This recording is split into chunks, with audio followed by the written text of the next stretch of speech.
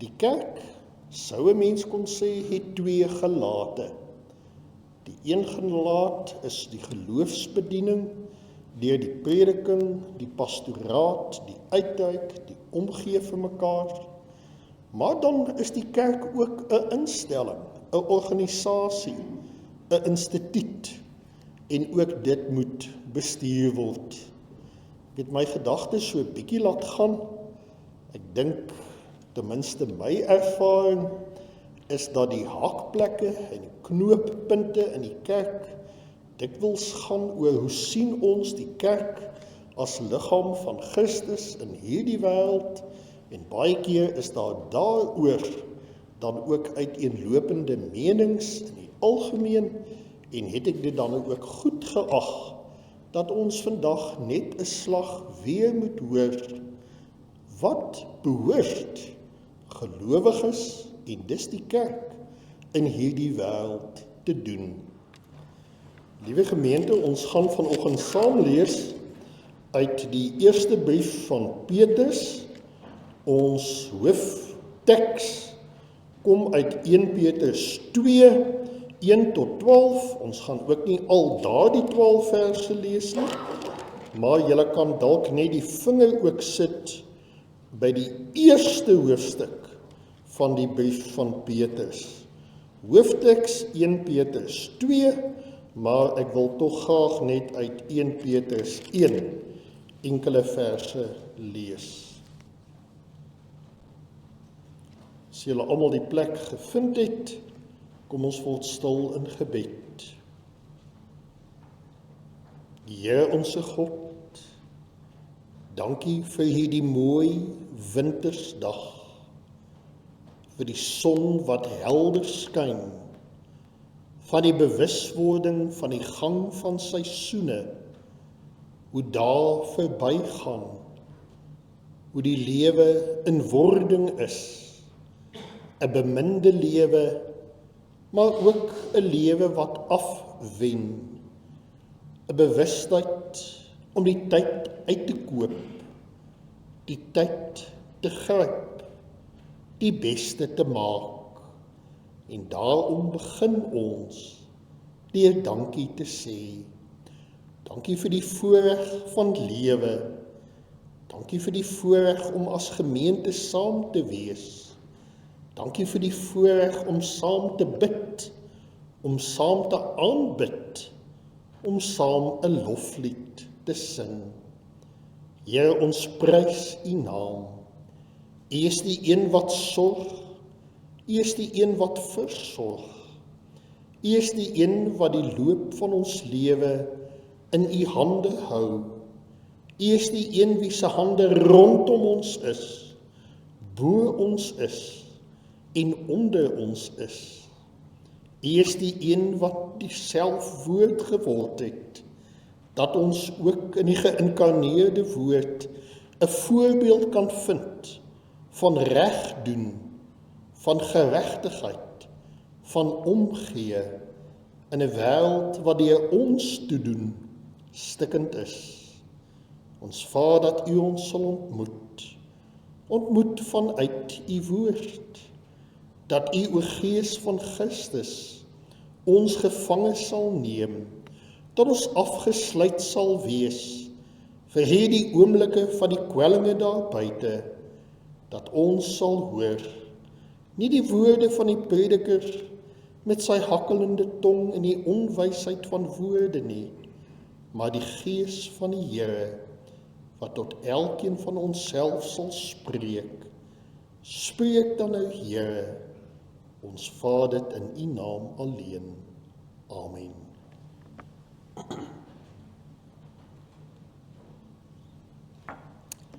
Liewe gemeente, die eerste brief van Petrus, ongeveer die jaar 62 tot 65 na Christus, as Christus in die omgewing van die jaar 32 gekruisig is, kortom, dan is dit amper 30 jaar na die gebeure. Daar's 'n bepaalde refleksie.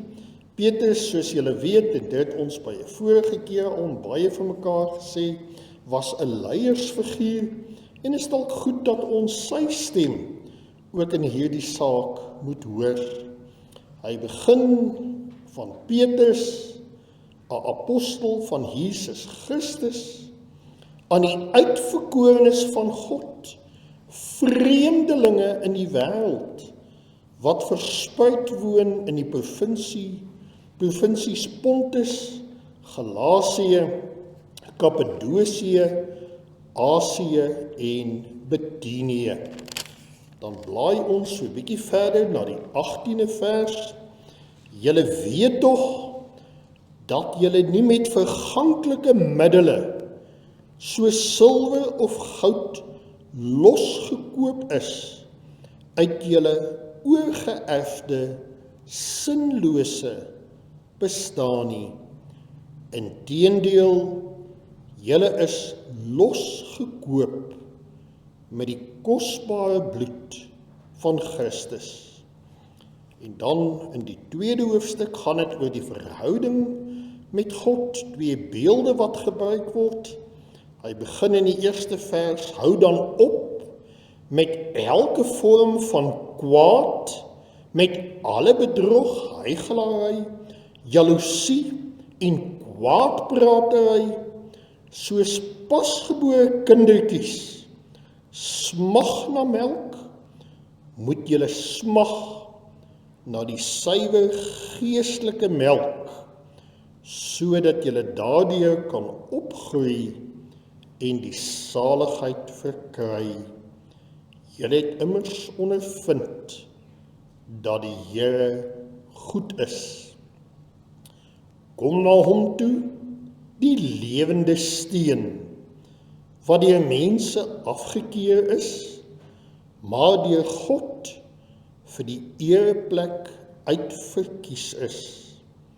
Laat julle as lewende stene opbou tot 'n geestelike huis, om 'n heilige priesterdom te wees en geestelike offers te bring, wat deur Jesus Christus vir God welgevallig is. En dan die 9de vers, julle is 'n uitverkore volk, 'n koninklike priesterdom, 'n nasie wat vir God afgesonder is, die eiendomsvolk van God, die volk wat die verlossingsdade moet verkondig, van hom wat julle uit die duisternis geroep het, na sy wonderbare lig. Julle was vroeër geen volk nie, maar nou is julle die volk van God. Julle toe geen barmhartigheid ontvang nie, maar nou het God aan julle barmhartigheid bewys. Geliefdes, in die wêreld is julle vreemdelinge en bywoners. Daarom dring ek by julle daaraan, om nie aan die sinnelike begeertes toe te gee nie. Dit verwoes net 'n mens se lewe.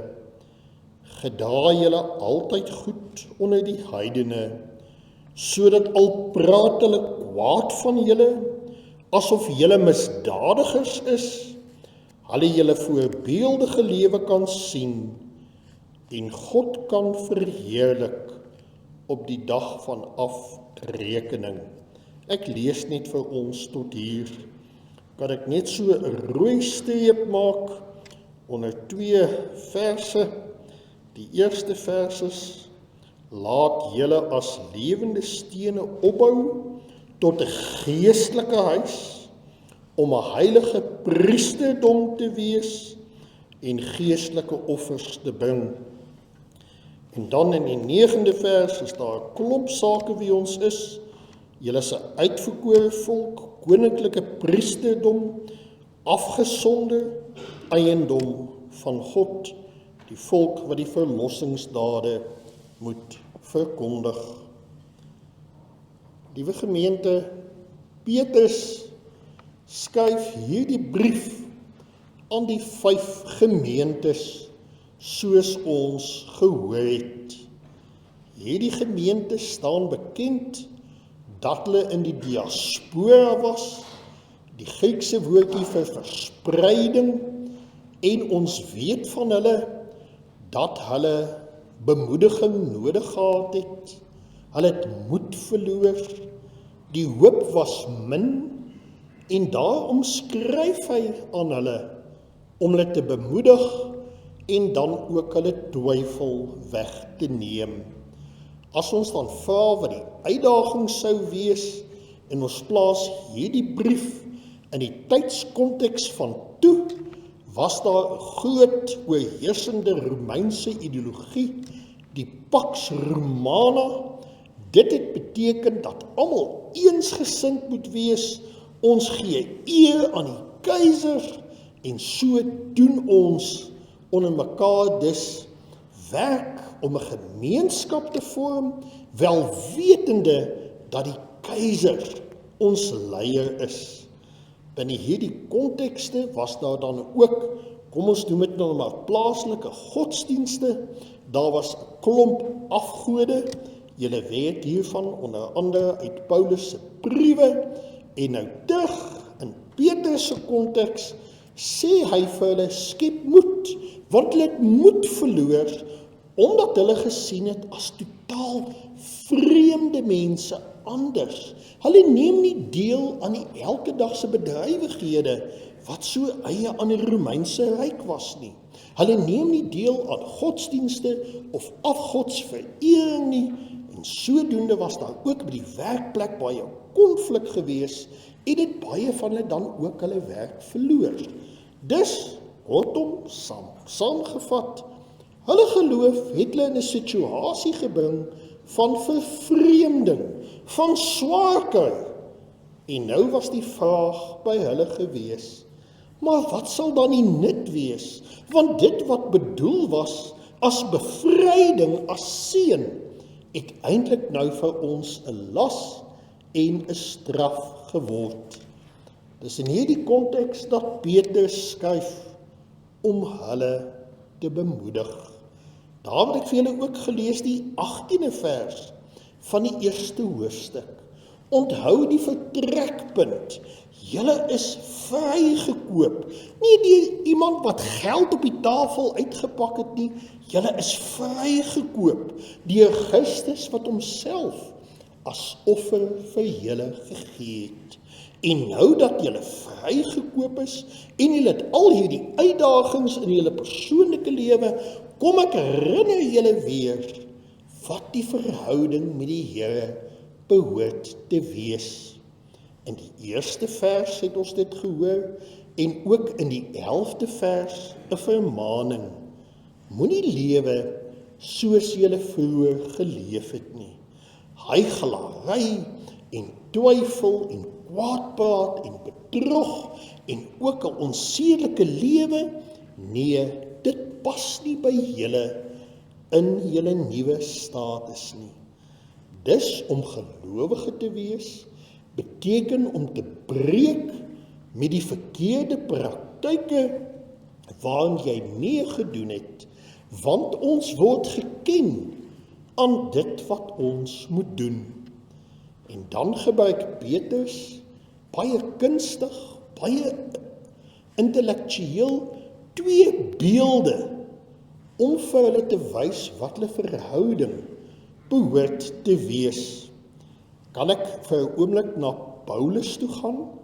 Julle onthou Paulus wat die gemeentes verwyd dat hulle soos kindertjies is, hulle kan net melk inneem, en daarmee het Paulus vir hulle gesê, julle is geestelik onvolwasse en daar is 'n traagheid van toewyding. Petrus gebruik dieselfde beeld van melk vir kindertjies, maar op 'n totaal ander manier. Gaan lees ons die Griekse teks, dan word dit vir ons duidelik.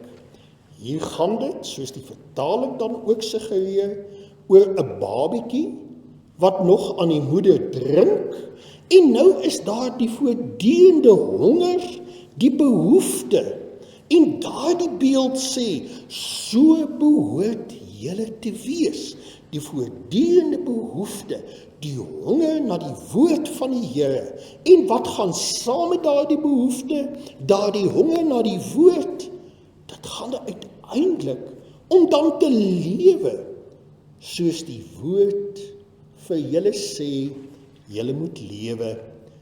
Petrus gebruik hier die Griekse vertaling van die Ou Testament by name Psalm 34 se 9de vers. En die bedoeling was, doen dit, honger na God, honger na sy voorbeeld, omdat julle weet, omdat julle ervaar het, dat hy dit goed bedoel met julle, en dat hy sal goed doen aan julle.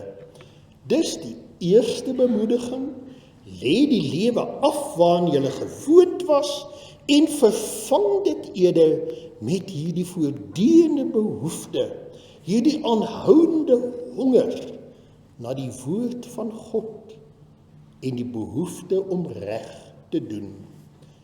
En dan kom Petrus, sonder dat ons dit altyd besef, en hy bring 'n nuwe definisie aan die kerk. Ek is vir 'n oomblik terug by Paulus. Julle onthou sy gedagte van die kerk, die liggaam speel, Christus wat die hoof is, en ons wat die ledemate is. Petrus gebruik 'n ander beeld. Hy begin in die 4de vers deur te verwys na Christus, wat die lewende steen is. Die hoeksteen, so ken ons dit uit die evangelies, wat verwerp is. Maar die lewende steen dui dus op 'n dinamika, dit dui dus op groei, dit dui op iets wat aanhou. Christus, die lewende steen. En nou sê hy in die 5de vers, maar ook julle, ook ons dus, moet lewende stene wees. Die interessantheid weer terug by die Griekse teks, die lewende steen wat vir Christus gebruik word, daar die woordpaar, is dieselfde woordpaar wat hier vir ons, die gemeente, gebruik word. En daarmee kom sê hy heel kindsinnig, julle is almal deel van Christus, julle deel in hom, julle is 'n lewende steen in hom. Maar dit gaan nie maar net om 'n lewende steen, punt nie.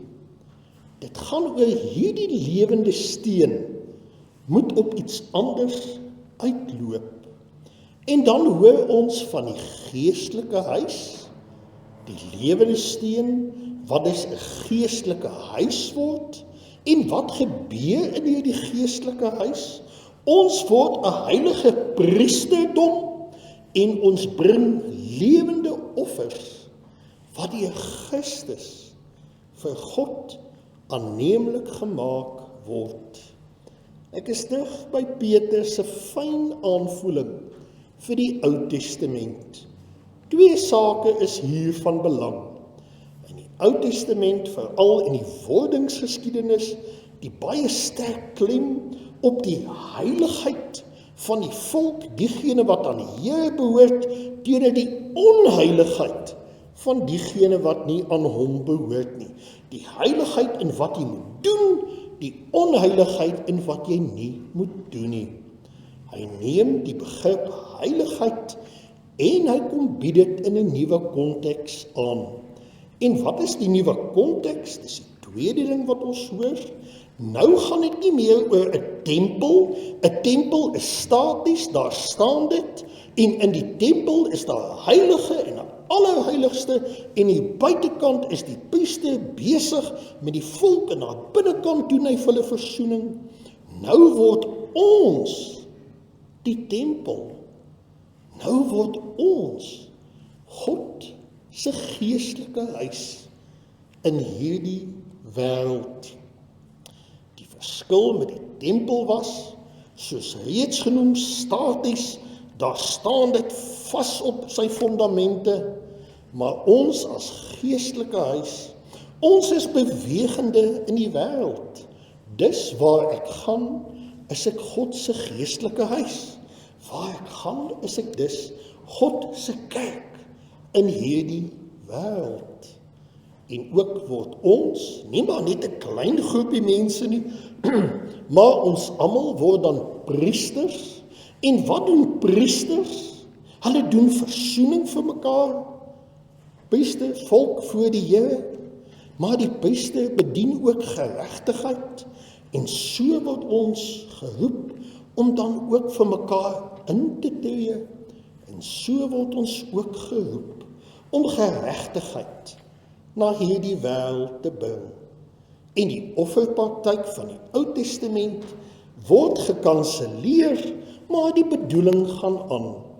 Nou word ons die offers.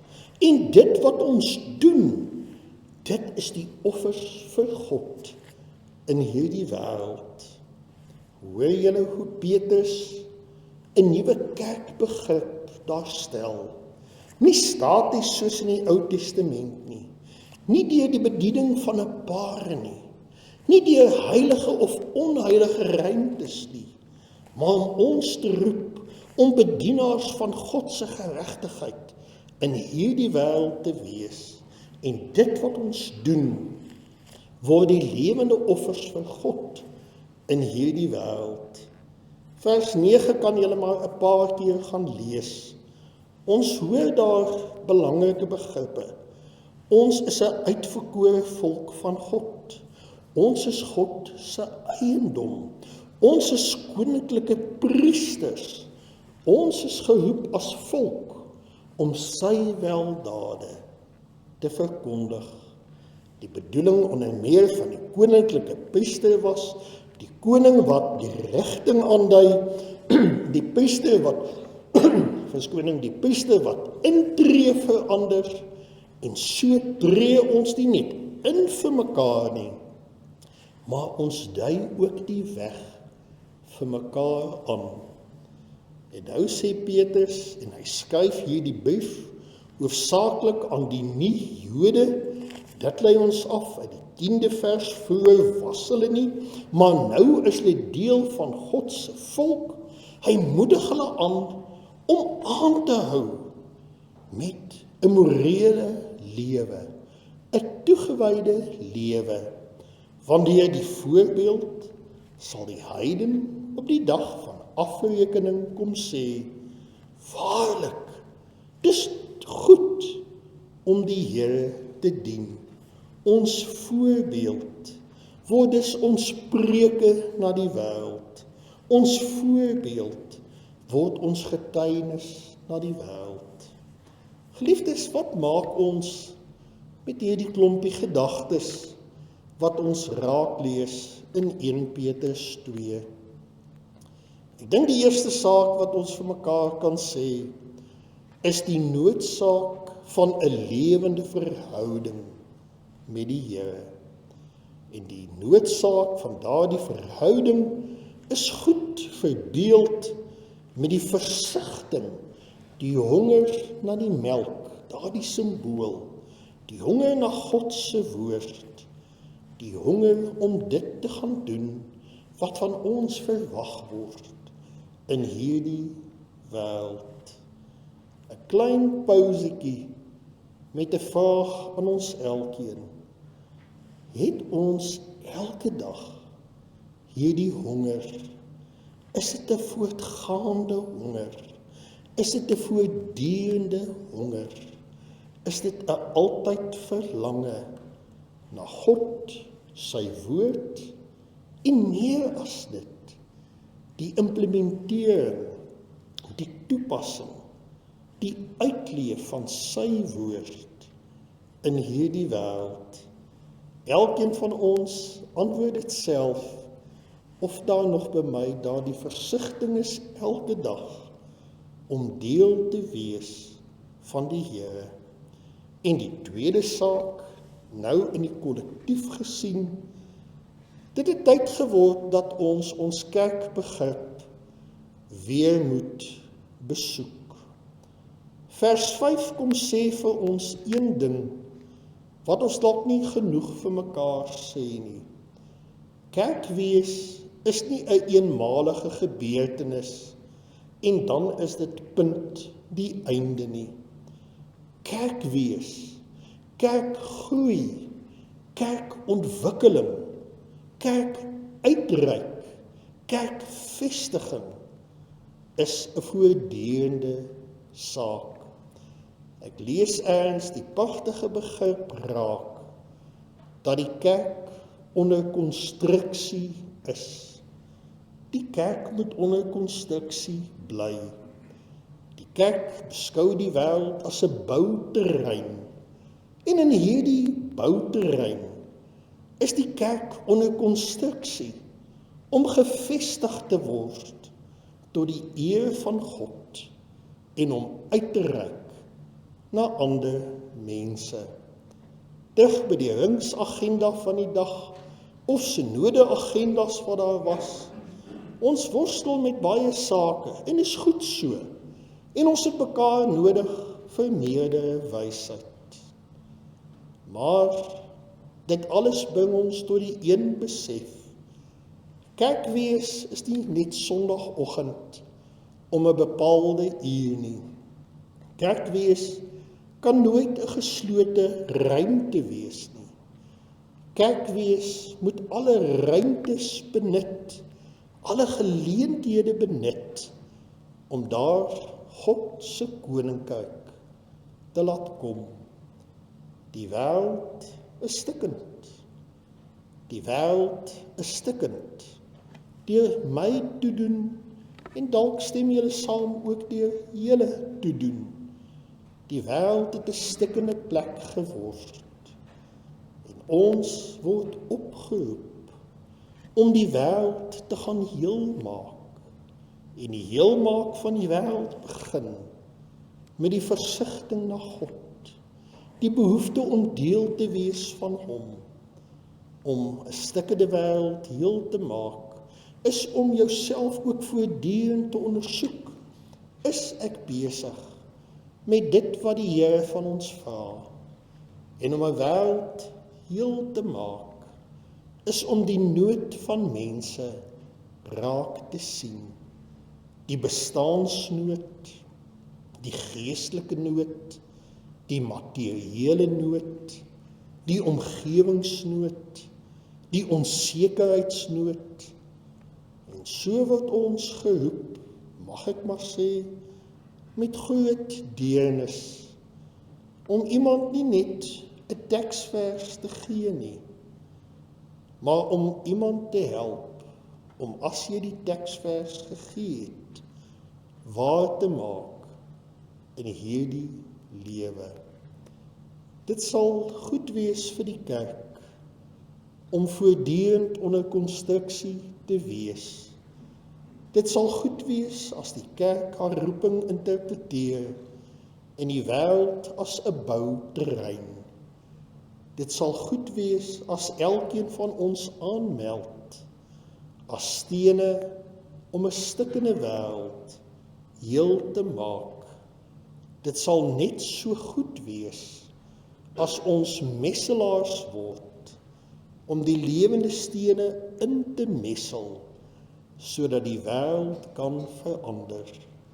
Want uiteindelik word ons geroep in hierdie wêreld om God se liefde uit te leef, om God se teenwoordigheid in hierdie wêreld te verbeeld en te verteenwoordig. Ek nooi elkeen uit, gaan lees weer die teks, gaan skommel die begrippe deurmekaar, en hopelik vind jy ook, ek is 'n priester in diens van die Here. Ek bring sy heiligheid na hierdie wêreld, na almal ongeag. En wanneer meld ons aan? Nie môreoggend nie, sommer wanneer ons net nou hier uitgaan, begin ons opnuut, besig wees in die bouterrein van hierdie wêreld. Amen. Kom ons bid saam.